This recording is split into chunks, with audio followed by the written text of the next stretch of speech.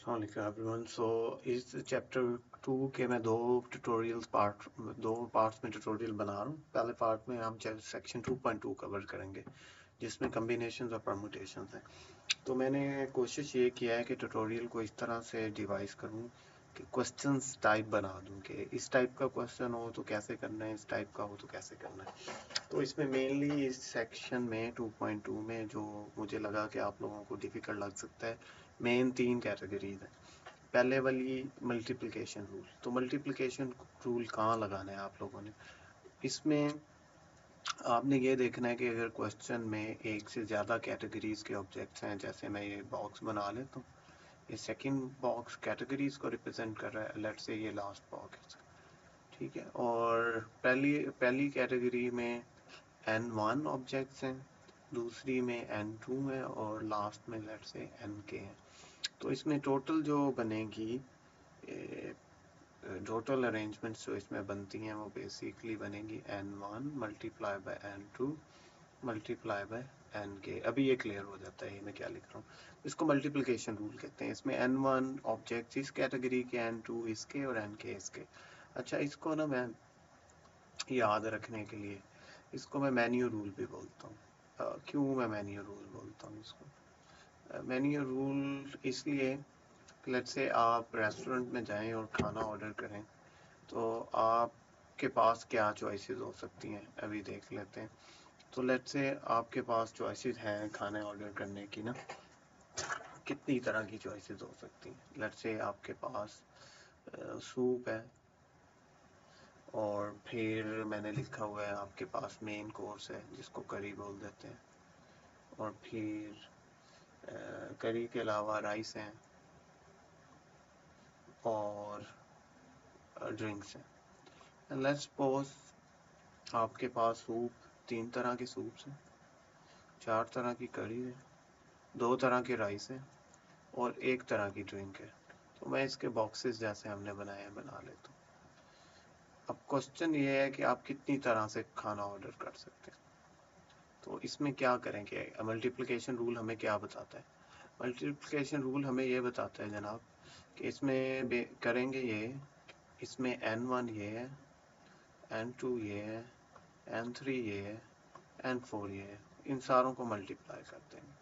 तो 3 into 4 into 2 into 1, 4 3 are 12, 2 times 2 24 इसका answer है। तो अब आपने जो याद रखना है इस रूल का, वो ये कि जब आपके पास एक से ज़्यादा कैटेगरीज हों, और अगर आप देखें आप 1 एट अ टाइम सेलेक्ट कर रहे हैं, तो फिर सिंपली आपने मल्टीप्लाई कर देना है। और दूसरे लफ्ज़ों में, अगर जो सिलेक्शन है वो सीक्वेंशियल है, यानी आप सूप के बाद कड़ी सेलेक्ट कर रहे हैं, कड़ी के बाद राइस और राइस के बाद ड्रिंक, तो एक इवेंट के बाद दूसरा कर रहे हैं। तो इस केस में सिंपली मल्टीप्लाई, चीज़ों को हम कैटेगरीज में एलिमेंट्स को मल्टीप्लाई कर देंगे। अभी हम इसकी एप्लीकेशंस देख लेते हैं, एग्जांपल्स में बताता हूँ। तो आप ये क्या, अब मैं जो एग्जांपल्स करवा रहा हूँ आपने करना ये है कि वीडियो पॉज करनी है जब भी मैं एग्जांपल करवाऊँ, तो उसमें फिर आप खुद से करेंगे क्वेश्चन, ठीक। मैं आप ये करता हूँ कि अभी वीडियो पॉज करके आप इस क्वेश्चन खुद सॉल्व करने की कोशिश करें और फिर मैं सोल्यूशन भी देता जाता हूँ, तो आप पॉज करके सॉल्व कर सकते हैं। तो अभी इस क्वेश्चन में देखें तो हम कैसे इसमें मल्टीप्लिकेशन रूल लगता है। तो देखें, अब सैम के पास क्या चॉइसेस है, 2 brands, he can choose chips from 2 brands, ठीक, ये 2 हो गया। Hard drive from 4, hard drive 4 से चूज कर सकते हैं। देखें कैटेगरीज बन रही है। मेमोरी फ्रॉम 3, 3 मेमोरी, और and accessory from 5 local store, तो 5 ये है। हाउ मेनी डिफरेंट वेज, तो अब आप देख सकते हैं कि इसमें 1 2 3 4 कैटेगरीज बन गई हैं। तो और Sam 1 at a time select कर रहा है, तो इसमें फिर हम ये करेंगे 2 टाइम्स 3 टाइम्स 4 टाइम्स 5, 20 20, 30, 60, 120 आंसर है इसका। तो अब बस ऐसे करना है, आपने देखना है कि अगर क्वेश्चन में कैटेगरीज गिवन है, कितने एलिमेंट्स हैं वो लिखें और मल्टीप्लाई कर दें। तो मेन इसमें आइडेंटिफाई ये करना है कि कैटेगरीज हैं अगर हैं, और उसमें वन एट अ टाइम आप सिलेक्ट कर रहे हैं। जैसे इस केस में सैम एक चिप चूज करेगा 2 में से, ड्राइव 4 ड्राइव में से एक ड्राइव, 3 मेमोरी में से एक मेमोरी, और 5 स्टोर्स में से एक स्टोर। अब कितनी तरह से कर सकते हैं, तो हम इसको मल्टीप्लाई कर देंगे। अब इसको देख लें इस क्वेश्चन को। तो इस क्वेश्चन में क्या होएगा, इस क्वेश्चन के अंदर वंस अगेन कैटेगरीज बन रही हैं, पॉज करके देख लें ज़रा। तो मुझे कितनी नज़र आ रही हैं, मुझे देखें 6 साइट सीइंग टूर नज़र आ रहे हैं, 3 डेज नज़र आ रहे हैं। तो एक बंदा है, क्वेश्चन ये है, एक बंदा है जो बेसिकली साइट सीइंग पे जाना चाहता है। 6 तरह के उसके पास टूर्स हैं और 3 दिन अवेलेबल है। तो वो कितनी तरह से जा सकता है, वंस अगेन आप कैटेगरीज बना लेंगे तो आंसर इसका 6 टाइम्स 3 हो जाएगा। लेकिन सिंपल है ये। अगला क्वेश्चन देख लें। तो अगले क्वेश्चन में मैं कलर ये चूज कर लेता हूँ। If an experiment consist throwing a die and then drawing a letter at random, और लेटर हम इंग्लिश अल्फाबेट से ड्रॉ कर रहे हैं, तो क्या कितनी डिफरेंट तरह से कर सकते हैं। तो कैटेगरीज बन रही हैं। देखें थ्रोइंग अ डाई, अगर हम डाई थ्रो करें तो कितनी पॉसिबिलिटीज बनेगी, 6। ओके, और फिर हमने लेटर चूज करना है इंग्लिश का। तो जब हम लेटर चूज करेंगे तो इंग्लिश के लेटर अब मुझे याद नहीं, लेट्स से 27 है, तो इसका आंसर होगा 6 टाइम 27। ठीक, तो इस तरह बस आप आइडेंटिफाई करते जाएं। अब ये पॉज करके वीडियो देखें, आपको समझ आता है कैटेगरीज का क्वेश्चन है या नहीं। तो a certain brand of shoes come in 5 different styles with each style available in 5 distinct colors। 5 styles हैं और 4 कलर्स हैं। वंस अगेन मैं आपको दोबारा रिपीट कर रहा हूँ कि ये तब लगेगा जब आप एक सिंगल कैटेगरी, पूरी कैटेगरी में से एक वक्त में एक चूज करेंगे। जैसे आप कस्टमर हो, 5 स्टाइल्स के शूज हैं और हर स्टाइल में 4 कलर्स हैं। तो जब आप शूज खरीदने जाओगे पहले स्टाइल चूज करोगे एक, और फिर उसका कलर चूज करोगे, यानी एक ही करोगे ना। क्वेश्चन में ये है, अगर यहाँ पे लिखा होता कि 5 स्टाइल्स हैं, 4 कलर्स हैं और आप 2 चूज कर रहे हो स्टाइल्स, फिर नहीं ऐसे कर सकते। तो इसमें कैटेगरीज देखें बने, एक स्टाइल की कैटेगरी बन गई, एक कलर्स की बन गई। तो इसका आंसर होएगा 5 into 4। चले, तो मल्टीप्लिकेशन रूल की आप प्रैक्टिस कर सकते हो, एक्सरसाइज में जाओ और आइडेंटिफाई कर लो बस क्वेश्चन, ये मल्टीप्लिकेशन रूल का है, ये रूल का है, ये रूल का है। हिंट ये है कि इसमें कैटेगरीज बनेंगी और आप हर कैटेगरी से एक वक्त में एक उठा रहे हैं एलिमेंट। अच्छा, अब मल्टीप्लिकेशन रूल ही की एक एक्सटेंशन है कि अगर एक इवेंट बार बार रिपीट हो रहा हो तो किस तरह से मल्टीप्लिकेशन रूल लगेगा, इसको देख लेते हैं। ये क्वेश्चन पढ़ते हैं। In how many different ways can a true false test consisting of 9 questions can be answered। तो ट्रू फॉल्स ये एक कैटेगरी बन गई।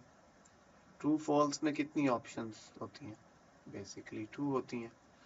अब 9 क्वेश्चंस हैं। अब ये गलती नहीं करनी कि आपने 2 को 9 से मल्टीप्लाई करते हैं, 2 into 9 18, ये गलत है। बेसिकली क्वेश्चन ये कह रहा है कि आप ट्रू फॉल्स क्वेश्चन है वो 9 है, तो पहली दफा आपके पास कितनी चॉइसेस हैं, पहले क्वेश्चन को सॉल्व करने की कितनी चॉइसेस हैं, 2। ठीक, फिर दूसरा क्वेश्चन सॉल्व करेंगे फिर ट्रू फॉल्स, तीसरा करेंगे फिर ट्रू फॉल्स, चौथा करेंगे, पांचवा करेंगे, छठा करेंगे, सातवां करेंगे, आठवां करेंगे, नौवां करेंगे। तो 2 times 9। तो जब एक इवेंट जैसे इसमें क्वेश्चन रिपीट हो रहा है ना, तो जितनी चॉइसेस होंगी ना उसकी पावर अगली कैटेगरी होगी। जैसे 2 है तो 9 क्वेश्चन है तो 2 पावर 9 हो जाएगा, यानी जितनी दफा वो रिपीट हो रहा है। ट्रू फॉल क्वेश्चन 9 दफ़ा रिपीट हो रहा है तो 2 पावर 9 हो जाएगी। इसकी एक और एग्जांपल देख लेते हैं रेपिटेशन की। ये भी मल्टीपल चॉइस क्वेश्चन है। अब टेस्ट कंसिस्ट 5 क्वेश्चंस, इसमें 5 क्वेश्चंस हैं। अब वीडियो पॉज करके इसको खुद सॉल्व कर सकते हो और 4 पॉसिबल आंसर हैं हर क्वेश्चन के। तो ये नहीं अब करना कि 5 को 4 से मल्टीप्लाई कर दो, बल्कि ये एक क्वेश्चन जिसके 4 आंसर्स हैं जिस क्वेश्चन के वो 5 दफ़ा रिपीट हो रहे हैं। ठीक, 5 क्वेश्चन है ना टोटल, तो 4 आंसर हैं। पहले 2 आंसर थे, अब 4 आंसर हैं। तो इसका सोल्यूशन क्या होगा? पहले क्वेश्चन के 4 आंसर हैं, दूसरे के भी 4 आंसर हैं, तीसरे के भी 4 चॉइसेस, चौथे के भी और पांचवें के भी। तो ये वाला 4 पॉसिबिलिटीज 5 दफा आ रही हैं, तो 4 4 रेज़ पावर 5 आएगा इसका आंसर। तो मल्टीप्लिकेशन रूल 2 तरह से आ सकता है। ठीक, इसमें जब रिपीट हो रही हो ना, जो इवेंट रिपीट हो रहा हो उसकी जितनी चॉइसेस हैं, let's say n number of choices हैं और वो k टाइम रिपीट हो रहा है, तो n पावर k हो जाएगी। पहले था n1 multiply by n2 multiply by n3, जैसे इसमें ये n होगा और कितनी दफ़ा रिपीट हो रहा है? 5 दफ़ा। अच्छा, ट्रू फॉल्स है, n है, कितनी दफ़ा रिपीट हो रहा है? 9 टाइम रिपीट हो रहा है। तो मल्टीप्लिकेशन रूल के क्वेश्चन बस ऐसे ही आ सकते हैं, या कैटेगरीज में से हर एक में से आप सिंगल चूज करोगे, या एक ही इवेंट बार बार रिपीट होता जाएगा। तो ये 2 तरह की क्वेश्चंस आपने देखना है मल्टीप्लिकेशन रूल के। अब आप आते हैं कॉम्बिनेशंस की तरफ ना। अच्छा, कॉम्बिनेशन होते क्या है, पहले हम ये देख लेते हैं कि कॉम्बिनेशंस क्या होते हैं। तो कॉम्बिनेशन में सबसे इम्पोर्टेंट चीज़ ऑर्डर मैटर नहीं करता। ऑर्डर डज नॉट, हमें सबको पता है। इसका मतलब क्या है? इसका मतलब ये है कि लेट्स से ए बी सी, ये और अगर मैं सी ए बी लिखूं, ये दोनों सेम है, हमारे लिए ये दोनों सेम होंगे, तो ऑर्डर मैटर नहीं करता इसमें। अच्छा, अब कॉम्बिनेशंस में पहली टाइप जो हम करेंगे वो ये है, लेट्स से कि आपके पास n ऑब्जेक्ट्स हैं, n ऑब्जेक्ट्स हैं, ये n ऑब्जेक्ट्स पड़े हुए, ठीक, और आप ये करते हो कि उसमें से कोई r ऑब्जेक्ट चूज कर लेते हो। जैसे इस केस में ये r मैंने चूज कर लिया, टोटल n है और उसमें से मैं r चूज कर रहा हूँ, तो कितनी पॉसिबिलिटीज बनेगी? तो वो बनेगी n is equal to n factorial divided by n minus r, मैं रेड कलर से लिख लेता हूँ, r फैक्टोरियल, और यहाँ पे भी r फैक्टोरियल आ जाएगा। ठीक, तो इसको हम आगे जाके हमेशा ऐसे लिखेंगे, इसको लिखेंगे n चोजन r, या फिर ऐसे n चोजन r। तो अब आप ये याद कर लें बस कि इसमें क्या है कि टोटल n ऑब्जेक्ट्स हो, r बीच में से सिलेक्ट कर रहे हैं और ऑर्डर मैटर नहीं करे। अभी हम देखते हैं कि वो कैसे समझेंगे। तो उसमें जो फॉर्मूला बनेगा, जो इक्वेशन बनेगी परमुटेशन की, वो ये है। तो अब आपने ये याद रखनी है, n चोजन r। अब इसके क्वेश्चन कैसे आइडेंटिफाई करने हैं हमने कि कॉम्बिनेशंस, तो इसमें मैं कैटेगरीज बनाई हैं कि कॉम्बिनेशंस के क्वेश्चन कितनी टाइप्स से हो सकते हैं।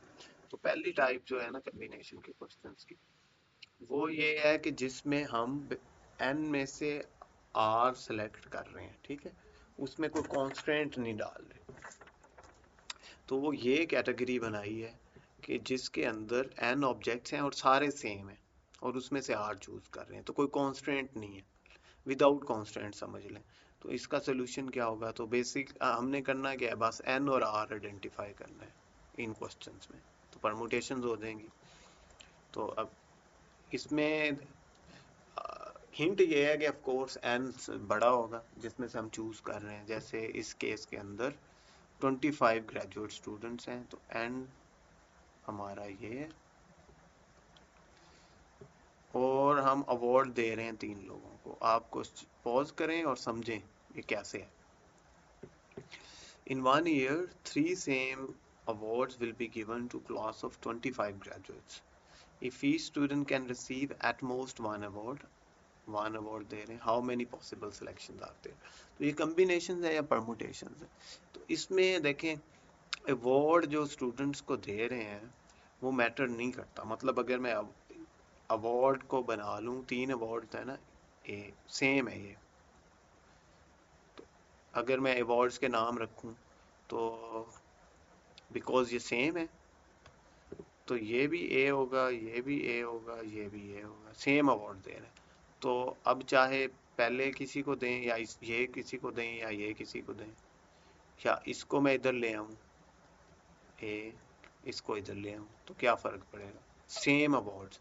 तो अगर अवार्ड यहाँ पे लिखा होता let's say first second third award, तो ये परमुटेशन बन जाती। बिकॉज ये सेम अवार्ड है इसलिए ये कम्बिनेशन बनेगी। तो इसमें जो आंसर आएगा वो आपका N25 है और R3 है। तो 25 3 ऐसे लिख लें या ये सेम बात है 25 chosen 3।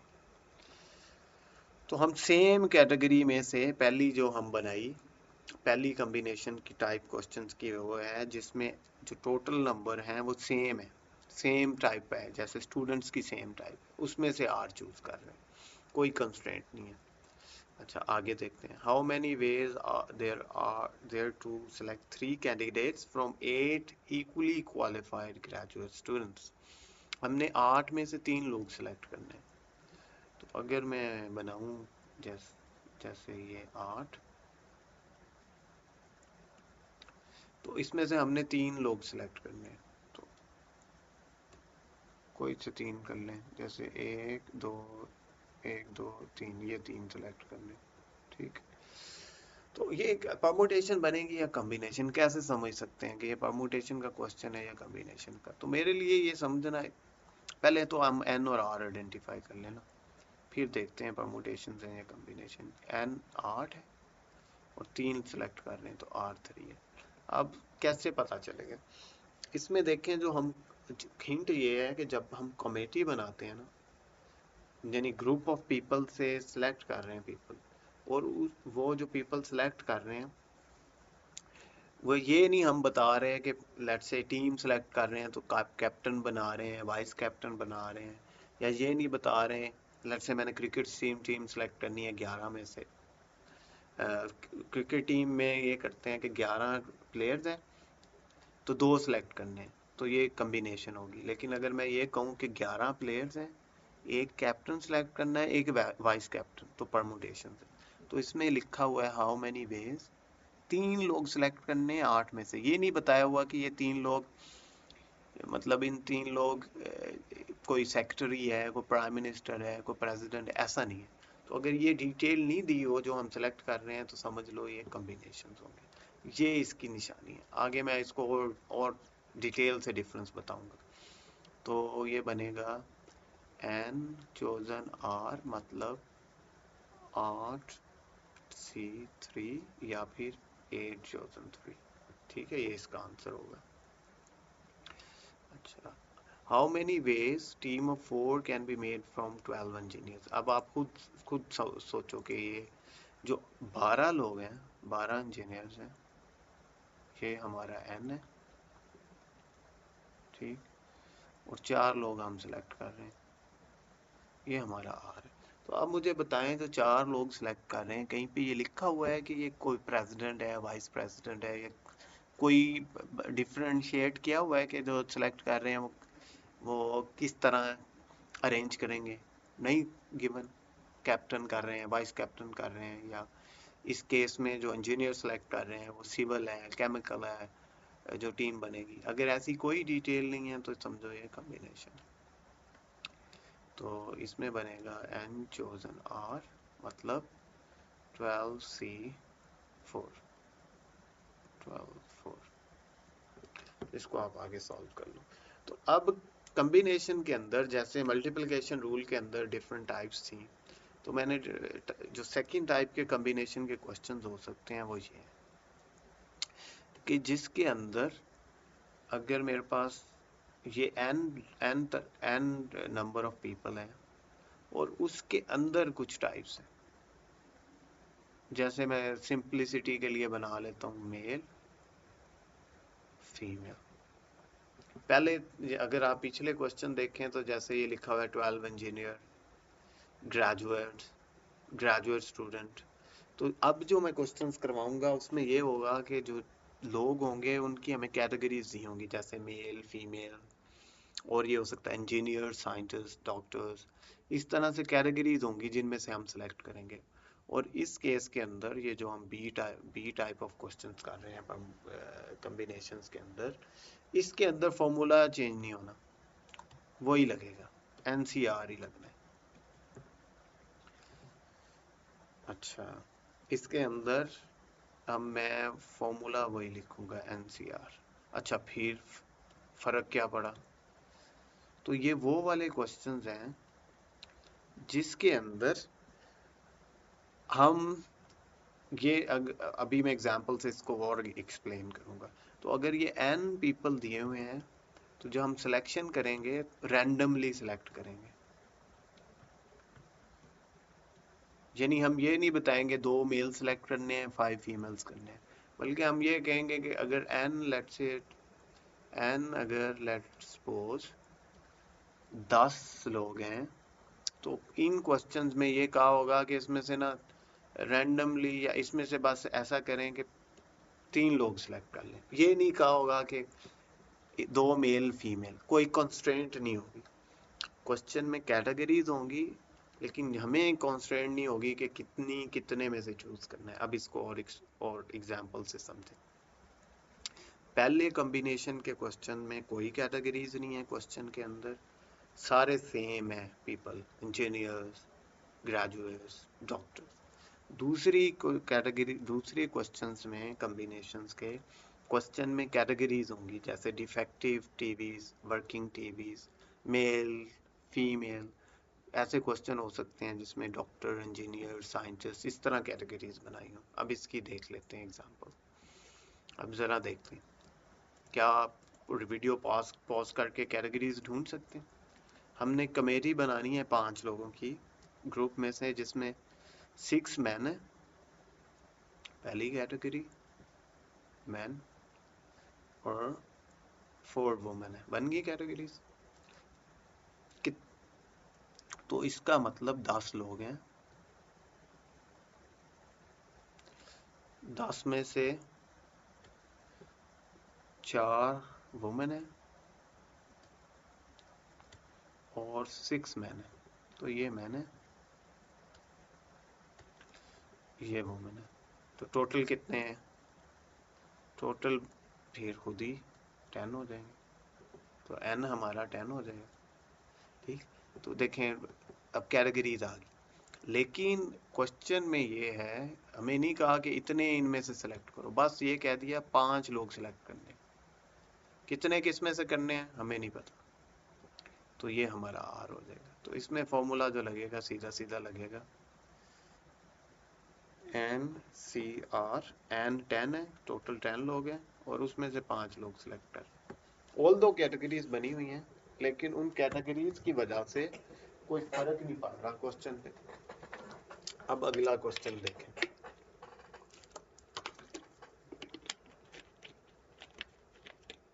अच्छा, अगले क्वेश्चन के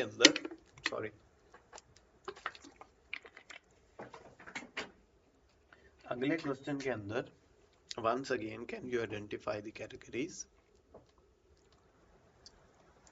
तो हमने 3 बुक्स सेलेक्ट करनी है, तो साथ साथ लेबलिंग करते जाते हैं।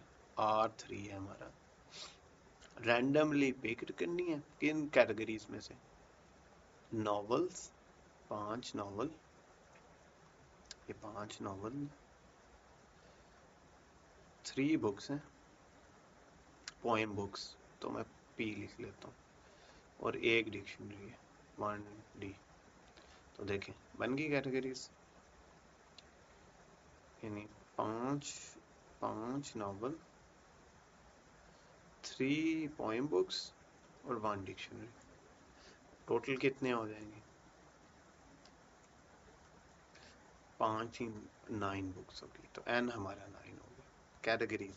लेकिन अब ये नहीं कहा जा रहा 2 नॉवल सेलेक्ट करो या 1 बुक करो, बल्कि ये कहा जा रहा है कि 3 बुक्स कोई भी सिलेक्ट करनी है। तो R3N9, तो ये क्या लिखेंगे हम 9C3 या लिखेंगे 9 chosen 3। तो इस तरह के क्वेश्चन। तो दूसरी टाइप वो जिसमें क्वेश्चन में कैटेगरीज दी हुई हैं ऑब्जेक्ट्स की, बट ये नहीं कहा कि इतने इसमें से सिलेक्ट करो, कोई कॉन्स्टेंट नहीं है। तो इसमें कॉम्बिनेशन का फॉर्मूला नहीं चेंज होगा, सीधा सीधा ही लगेगा। अब कुछ और आप जल्दी से खुद से करें, मैं जल्दी से करूंगा, आप अगर रोक के करना चाहते हैं तो खुद से कर लें। तो इसमें टोटल 12 टेलीविजन है, N12 कैटेगरीज देखते हैं। 3 डिफेक्टिव सेट्स हैं, ये 3 डिफेक्टिव्स। तो दूसरी कैटेगरीज क्या बनेगी लिखी नहीं हुई, लेकिन मतलब ये कि 9 वर्किंग हो गए, इसीलिए 12 बने ना। तो N जो है वो 12 हो जाएगा। तो उसमें से स्कूल परचेज करते हैं 5 ऑफ दीज सेट्स। क्वेश्चन पूरा नहीं है, लेकिन मैं बता देता हूँ क्वेश्चन पूछ क्या रहा है। R जो है वो 5 है। तो आपने बताना है, अच्छा पूरा ही है ना, how many ways can a hotel purchase, sorry hotel कितनी तरह से परचेज कर सकते हैं। तो इसमें आपको N भी पता चल गया, R भी पता चल गया। तो आप लिखोगे 12 chosen 5। अब देखें क्वेश्चन ये नहीं कह रहा कि 2 डिफेक्टिव परचेज करने हैं और 3 वर्किंग करने हैं, कोई कॉन्स्टेंट नहीं, टोटल बता दिए। ये बता दिया कि इनमें से 5 परचेज करने हैं, तो ये कॉम्बिनेशन। ठीक, अब एक और example, categories 4 red, 5 green, 6 yellow. तो N लिख लो साथ ही, कितना बनेगा 6 5 11 15 15। और उसमें से आपने सिलेक्ट क्या करने हैं 9। ओके, इसमें मैंने 9 सिलेक्ट करने हैं ना, 9। तो इसमें R9 है, तो N क्या बनेगा, ये सोल्यूशन इसका सोल्यूशन बनेगा 15 में से 9 चूज कर रहे हैं, 15 chosen 9, या इस तरह भी लिख सकते हैं 15C9, आपकी मर्जी। अब है कॉम्बिनेशंस की वो टाइप जिसमें कॉन्स्टेंट्स हो। मतलब कॉन्स्टेंट का ये कि जब अब ग्रुप्स बनेंगे ना, कैटेगरीज बनेगी क्वेश्चन में, तो अब कॉन्स्टेंट होंगी। जैसे मैं बताऊं, आपने कमेटी बनानी है जिसमें साइंटिस्ट हैं, इंजीनियर्स हैं और डॉक्टर्स हैं। तो let's say 6 scientist, 4 engineers, 3 doctors. तो टोटल बन गए 10 13। अब क्वेश्चन में ये होगा कि लेट सपोज आपने एक कैटेगरी बनानी है, आपने एक टीम बनानी है जिसमें 5 लोग हों। अब ये होगा कि अब कंडीशन होगी, लेट्स से ये कंडीशन हो सकती 5 लोग ऐसे हों कि 2 साइंटिस्ट हों, 2 इंजीनियर्स हों, 2 साइंटिस्ट हों, 2 इंजीनियर्स हों और 1 डॉक्टर हो। तो फिर कितनी तरह से बन सकती है, तो ये ऐसे कंडीशन दी होगी सिलेक्शन पे। तो दोबारा मैं रिपीट कर देता हूँ, वीडियो आप दोबारा पीछे रिवाइज करके देख सकते हो कि कॉम्बिनेशन में हम तीसरी टाइप पढ़ रहे हैं। पहली टाइप क्वेश्चंस की जिसमें क्वेश्चन में कोई कैटेगरी नहीं दी हुई, सारे इंजीनियर्स हैं, सारे डॉक्टर्स हैं। दूसरी जिसमें टाइप दी हुई है कि टोटल में 6 इंजीनियर्स हैं, 4 डॉक्टर्स हैं, 4 वर्किंग टीवीज हैं, 2 डिफेक्टिव हैं, लेकिन कांस्टेंट कोई नहीं। तीसरी कैटेगरी जिसको मैं सी कैटेगरी का नाम दे देता हूँ, वो ये है कि जिसमें कांस्टेंट हो कि 2 इसमें से सिलेक्ट करो, 1 इसमें से करो। तो फिर कैसे क्वेश्चन करने। तो ये अगर आपको याद हो, ये पहले क्वेश्चन हमने किया था ना, आप वीडियो ज़रा पीछे करके देखो, तो ये क्वेश्चन सॉल्व किया हुआ है हमने, बस ये ब्लू लाइन नहीं थी। 5 लोगों की कमेटी बनानी है, तो इसमें जो R है, अच्छा वो 5 है। अब देखते हैं कि R ये 5 ही रहेगा, क्या करेंगे, कैसे सॉल्व करेंगे। तो अभी मैं आपको ये बताऊं कि इसके अंदर पहले जर्नल फॉर्मूला बता देता हूँ कि करेंगे ये। लेट से 3 टाइप्स है ना, तो हम इसको लिखेंगे पहली टाइप, दूसरी टाइप, तीसरी टाइप। ये टोटल n आ जाएगा नीचे, जितने यहाँ पे सिलेक्ट करने हैं। लेट से R1 सिलेक्ट कर रहे हैं साइंटिस्ट में से, R2 इंजीनियर्स में से, R3 डॉक्टर्स में से।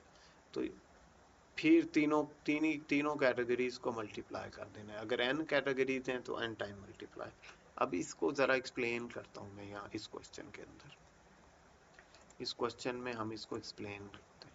तो मतलब ये, इसमें अगर कैटेगरीज बन रही हैं मैन और वुमन की, तो मैं ना कलर ज़रा डिफरेंट इस दफ़ा यूज़ करता हूँ ताकि ना क्लियर हो कि मैं क्या बोल रहा हूँ। तो मैं ये करता हूँ, 6 मैन कर लेता हूँ।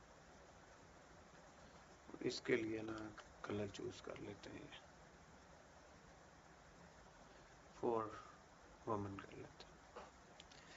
अच्छा, अब टोटल तो नहीं बदला, टोटल तो वही है जो पहले हमने किया था 10। फिर क्या क्या सॉल्व कैसे करें? हाँ, आर भी वही है।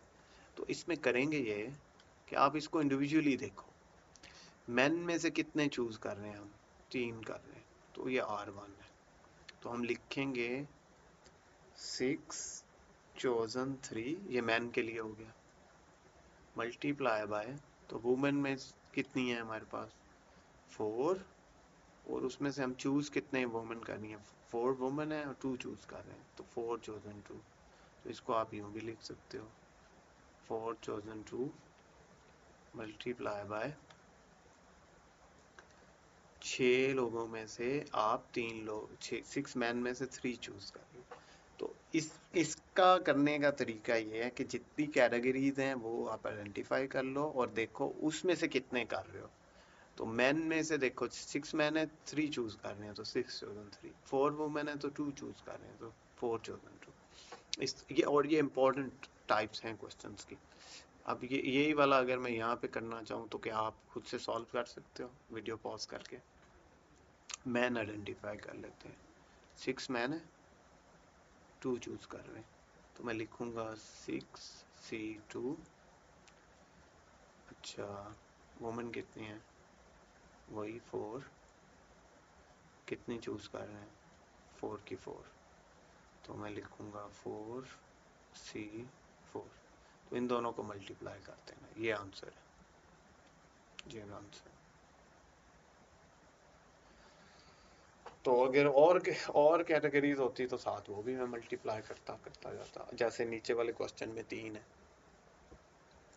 तो देखते हैं, सॉरी इसको मैं कलर थोड़ा डिफरेंट करता हूँ। 4 रेड एप्पल्स हैं और 5 ग्रीन है, 6 येलो है। तो येलो के लिए मैं ये करता हूँ, मेरे पास येलो कलर नहीं है, तो ओके 4 5 6, तो 3 ऑफ ईच कलर। तो इसमें आर तीनों के लिए सेम है, तो 3 कैटेगरीज बनेगी। मैं लिखूंगा रेड के लिए टोटल 4 है, चूज कितने करने हैं? 3, क्योंकि 3 ऑफ ईच है। मल्टीप्लाई करूंगा 5 ग्रीन, चूज कितने कर रहा हूँ? 3, मल्टीप्लाई करूंगा येलो कितने हैं मेरे पास? 6, और इसको मल्टीप्लाई करूंगा 6 में से हम चूज कर रहे हैं 3, तो ये आंसर है। तो आई होप सो आपको ना अब ये क्लियर हो गया होगा। तो अगला क्वेश्चन खुद से करने की कोशिश करें वीडियो पॉज करके, combination with constraint. I hope so कि ये वाला क्वेश्चन आप अब खुद से कर सकोगे। तो जिनसे नहीं हुआ वो देख लें। टोटल 12 टेलीविजन हैं, ये वही क्वेश्चन जो पहले हमने किया था, अब मैं कंस्ट्रेंट के साथ कर रहा हूँ। 3 डिफेक्टिव है, तो डिफेक्टिव के लिए मैं रेड कलर चूज कर रहा हूँ। डिफेक्टिव हैं मेरे पास 3, और वर्किंग होंगे मेरे पास टोटल 12 हैं तो 9, फिर 12 बन जाएंगे। और मैं क्या करना चाहता हूँ, मैं परचेज करना चाहता हूँ 5 एंड रिसीव 2 डिफेक्टिव। तो 2 डिफेक्टिव आए, मतलब ये मेरे पास R डिफेक्टिव 2 है। तो अब मैं कैसे सॉल्व करूँगा इसको, देखिए मेरे पास डिफेक्टिव कितने हैं 3 C, और चूज कितने कर रहा हूँ 2 मल्टीप्लाई बाय, अच्छा मेरे पास वर्किंग कितने हैं, क्योंकि टोटल हैं डिफेक्टिव 3 है, वर्किंग 9 हो जाएंगे 9C। अच्छा टोटल मैं 5 खरीद रहा हूँ, जिनमें से 2 तो डिफेक्टिव हैं, तो remaining 3 they will be working. तो ये आंसर होगा। इसको इसको पॉज करके एक दफ़ा समझने की कोशिश करें सोल्यूशन को। तो अभी तक रिवाइज कर लेते हैं क्या किया है। जो लोग वीडियो पॉज करके रिवाइज करके देखना चाहते हैं देख लें। पहले हमने मल्टीप्लिकेशन रूल किया, फिर कम्बिनेशन मैंने बताया। कम्बिनेशन के कुछ क्वेश्चन ऐसे होंगे जिनमें कोई कैटेगरी नहीं है, सेम होंगे, यानी जो गिवन है वो या इंजीनियर होंगे या डॉक्टर होंगे या ग्रेजुएट स्टूडेंट होंगे, उनमें से चूज करनी है, टीम बनानी है आपने। फिर वो क्वेश्चन जिसमें डिफरेंट कैटेगरीज होंगी लेकिन कंस्ट्रेंट नहीं है कि कितने किड्स में से चूज करने हैं। और आखिरी टाइप ये जिसमें कैटेगरीज हैं और साथ हम पे कंस्ट्रेंट है कि इतने इसमें से चूज करो, इतने इसमें से। तो ये वाली 3 टाइप्स ही हैं कॉम्बिनेशंस की, जो आपकी बुक में मोर और लेस कवर की हुई हैं। तो आगे लास्ट है हमारा परमुटेशंस। तो अब परमुटेशंस को भी हम टाइप वाइज करते हैं कि कौन सा क्वेश्चन कैसे करना है। तो परमुटेशन में सबसे पहले जो सबसे इम्पोर्टेंट चीज़ है वो ये कि इसमें ऑर्डर डज मैटर। तो इसमें जब हम बनाएंगे ना कमेटी, तो हम ये नहीं कहेंगे कि 8 में से 3 लोगों की कमेटी बना रहे हैं, हम ये कहेंगे 8 लोग हैं तो 3 की कमेटी बन रही है, उसमें से एक प्रेसिडेंट है, एक वाइस प्रेसिडेंट है, एटसेट्रा। तो फिर ऑर्डर मैटर करते हैं, ठीक। इस तरह के क्वेश्चन करेंगे, अभी मैं एग्जांपल से करवाता हूँ। तो नो कंस्ट्रेंट हो, एन ऑब्जेक्ट्स हों, तो इसको लिखते हैं permutations n P r. N objects, r select कर रहे हैं, इसका फॉर्मूला होता है n factorial divided by n minus r factorial. तो ये सिंपल है कि एन फैक्टोरियल, और उसमें से अगर हम आर चूज कर रहे हैं तो ये बन जाएगा एन माइनस आर फैक्टोरियल। अभी परमुटेशन देखते हैं। ये क्वेश्चन देखें कि किस तरह से जब हम अब आपने ये डिसाइड करना है ये कॉम्बिनेशन है या परमुटेशन है, कंफ्यूजिंग हो जाता है बाज़ दफ़ा। Let's read this question together और डिसाइड करते हैं। In how many ways 5 starting position on a basketball team filled with 8 men who can play any of the positions। अच्छा, इनिशियली में भी आपको लगे यार ये तो वही क्वेश्चन है जो हम करते रहे हैं, यानी आर एन 8 है और आर 5 है, 5 लोग सेलेक्ट कर रहे हैं, तो एन सी आर क्यों नहीं है ये। तो इसमें आई होप सो आपको कीवर्ड नज़र आ गया होगा। ये लिखा हुआ है, कीवर्ड है इसमें स्टार्टिंग पोजीशन, राइट। तो हमने ये नहीं कहा कि इन how many ways 5 players chosen for basketball field, बल्कि हमने इस पे कंस्ट्रेंट लगा दी है कि वो खेलेंगे तो फर्स्ट 5 पोजीशंस पे खेलेंगे, 4 5। तो अब इस पे हमने कंस्ट्रेंट कर दी सिलेक्शन पे कि 1 2 3 4 5। तो अब ऑर्डर मैटर करता है कौन कहाँ पे खेलेगा, दूसरी पे खेलेगा, तीसरी। अगर ये नहीं लिखा होता स्टार्टिंग पोजीशंस तो फिर ये कॉम्बिनेशन का क्वेश्चन था। तो आई होप सो अब आपको क्लियर हो गया होगा परमुटेशन कॉम्बिनेशन में फ़र्क। तो एन पी आर क्या होता है, n factorial n minus r factorial 8 factorial divided by 8 minus 5 factorial. आगे क्वेश्चन करते हैं, पॉज करके खुद सॉल्व करने की कोशिश करें, इसको आइडेंटिफाई करें ये परमुटेशन है या combination. Find the number of ways that 6 teachers, 6 teachers और 4 सेक्शंस हैं उनके पास। तो ये तो अगर ये n6 है यानी 6 लोग हैं और उनमें से 4 सेलेक्ट करके हमने क्लासेस को असाइन करने हैं, तो ये परमुटेशन होंगी या कम्बिनेशन होंगी? अच्छा, इसमें कीवर्ड क्या है, कैसे पता चलेगा कि मैटर करता है? ये मैटर कर, इसमें ये समझे ना 6 टीचर हैं, अगर तो एक ही होती साइकोलॉजी की क्लास तो फिर मैटर नहीं करता, फिर कम्बिनेशन। लेकिन ये 4 क्लासेस है ना, लेट्स से मैं क्लासेस बना लेता हूँ, ये ए बी सी, जैसे आपके सेक्शन बने हुए हैं ES के ABCD। तो अगर हम फैकल्टी में से 4 लोगों ने आपको पढ़ाना हो तो ये मैटर करता है कौन सिविल को पढ़ा रहा है, कौन केमिकल को, और कौन एटसेट्रा एटसेट्रा। तो ऑफ कोर्स मैटर करता है ना।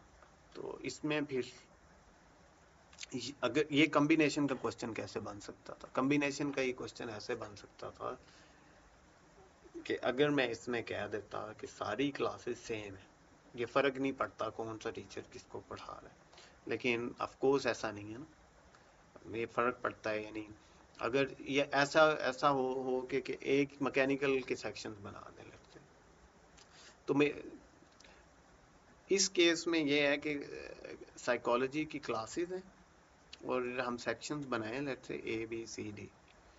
तो अब ये मैटर करता है कि कौन सी साइकोलॉजी की क्लास को कौन सा टीचर पढ़ा रहा है, तो ये कम्बिनेशन होंगे NCR, सॉरी परमुटेशन होंगे।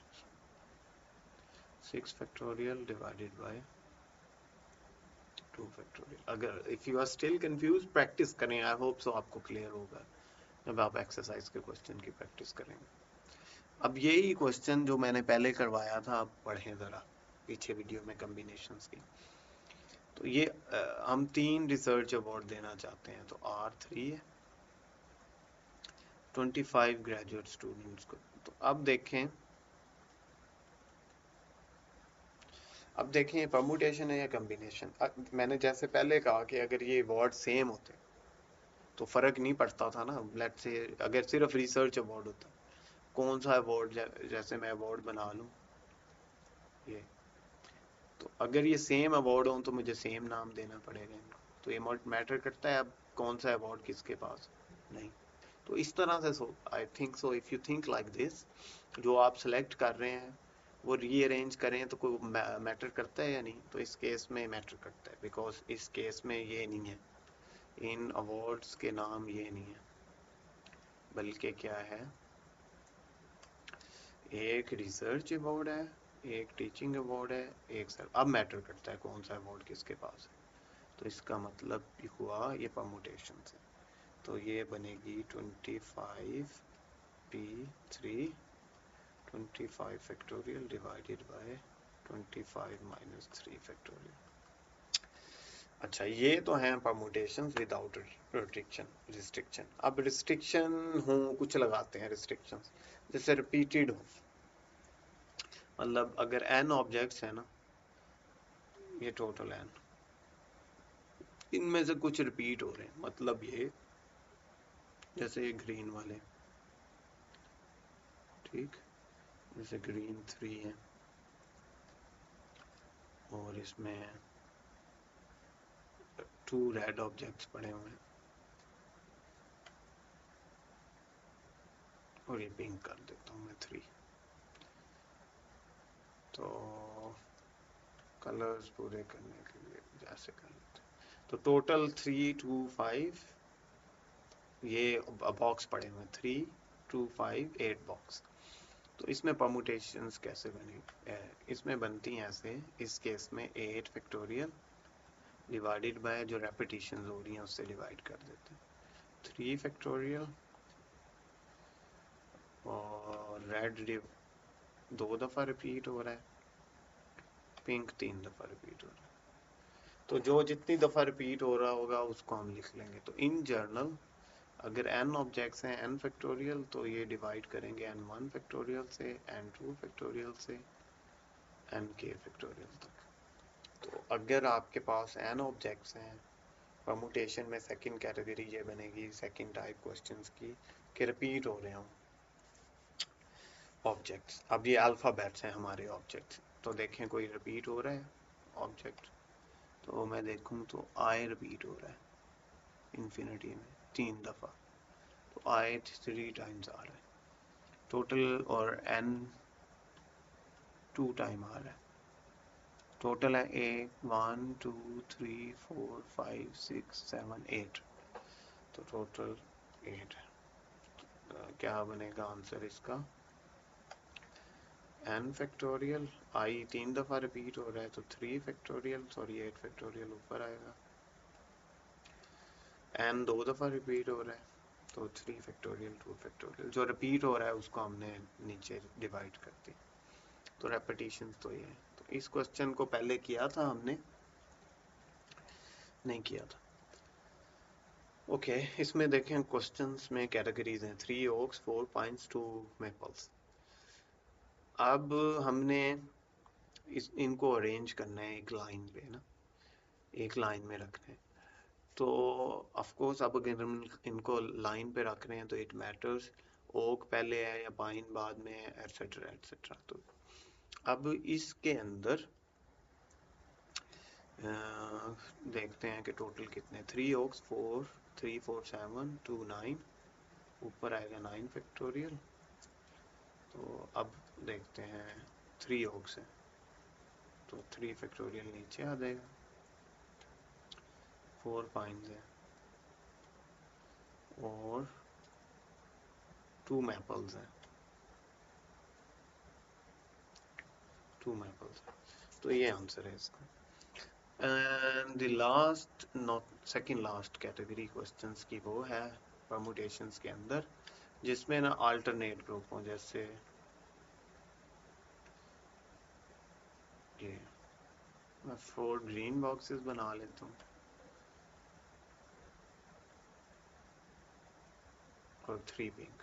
तो ऐसे 4 ग्रीन बॉक्सेस एंड 3 पिंक है। इफ यू नोटिस ये सेम है। तो अगर अल्टरनेट हो रहे हो तो फिर कैसे है ना, कैसे करेंगे इसकी परमुटेशंस। परमुटेशंस इसमें करेंगे इस केस में जो 1 टाइप है वो काउंट कर लें, 1 ग्रीन 1 2 3 4, उसको ऐसे समझें 4 फैक्टोरियल। इस केस में ये डिस्टिंग्विशेबल है, यानी ए बी सी डी ये 4 मुख्तलिफ चीज़ें हैं, जैसे 4 गर्ल्स हों, ये गर्ल 1 गर्ल 2 गर्ल 3 गर्ल 4, यानी नेम्स 4 इंडिविजुअल्स मुख्तलिफ, सेम नहीं होने चाहिए। तो ये let's say A B C D E F G मुख्तलिफ ऑब्जेक्ट्स हैं, इसको मल्टीप्लाई कर देंगे हम 3 फैक्टोरियल से। तो जब अल्टरनेट ऑब्जेक्ट्स हों, डिफरेंट ऑब्जेक्ट्स अल्टरनेट, एक कैटेगरी के उनको अलहदा से परमुटेशंस बना लो और दूसरी कैटेगरीज की अलहदा से बना लो, तो ये 4 फैक्टोरियल इंटू 3 फैक्टोरियल बन जाएगा। अब इस कॉन्सेप्ट को, इस आइडिया को अप्लाई करते हैं। अब हमारे पास 4 बॉयज़ हैं, तो बॉय बॉय बॉय बॉय, और 5 गर्ल्स हैं, तो गर्ल गर्ल गर्ल गर्ल। तो मैंने बताया था कि कैटेगरीज को काउंट करें और उसकी परमुटेशंस लिख लें। बॉयज़ की बनेगी 4 फैक्टोरियल, तो अल्टरनेट में ये होगा। अब इसकी एक और एग्जांपल अल्टरनेट के केस की ये पढ़ लें, इसमें कितनी कैटेगरीज हैं देख लेते हैं। 4 married couples have bought 8 seats, 4 married couples हैं, अब 8 सीट्स हैं total, right. In how many different veg they can be seated, man और वुमेन अलग अलग से होने चाहिए। तो इसको यूं कर लेते हैं कि मैन 4 3 4 मैन,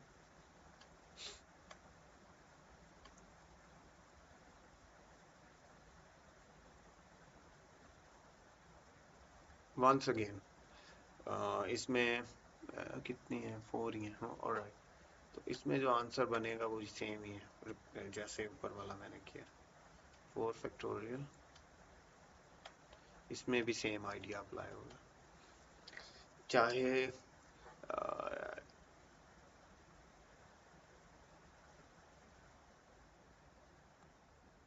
ओके तो इसमें इसमें ये है कि चारों के चारों इधर बैठेंगे, चारों के चारों इधर बैठेंगे।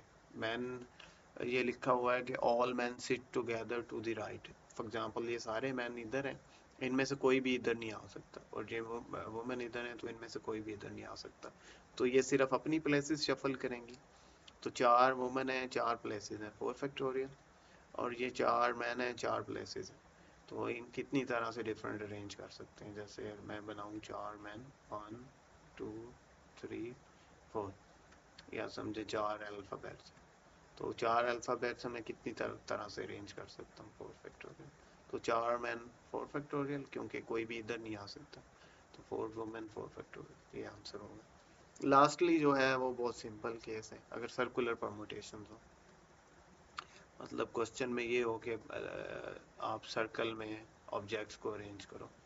तो अगर n ऑब्जेक्ट्स हैं आपके पास, n ऑब्जेक्ट्स हैं, तो इसकी जो है ना परमुटेशन n-1 फैक्टोरियल बनती हैं। I have explain this in the class, I am not going to explain it here why. बस ये याद रखें n ऑब्जेक्ट्स हैं तो n-1 इसकी परमुटेशंस बनेगी। तो जैसे 5 डिफरेंट प्लांट्स को सर्कल में अरेंज करना हो तो 5-1 फैक्टोरियल। तो सर्कल वाला केस आसान है। तो सर्कल वाले केस के अंदर बस 8 अगर वैगन्स हैं सर्कल में अरेंज करनी है तो 8-1, उसमें से एक माइनस करते हैं तो वो बनेगा। तो ये चैप्टर 2 के एक पार्ट के जो आई होप सो कि आपको क्लियर हो गया होगा। इस वीडियो को आप रिवाइज करके रिपीट करके जल्दी से देखना चाहें तो इसकी स्पीड भी आप कर सकते हैं 1.5। बाकी फर्दर टॉपिक्स के लिए आप दूसरी वीडियोस देख सकते हैं। So thank you so much.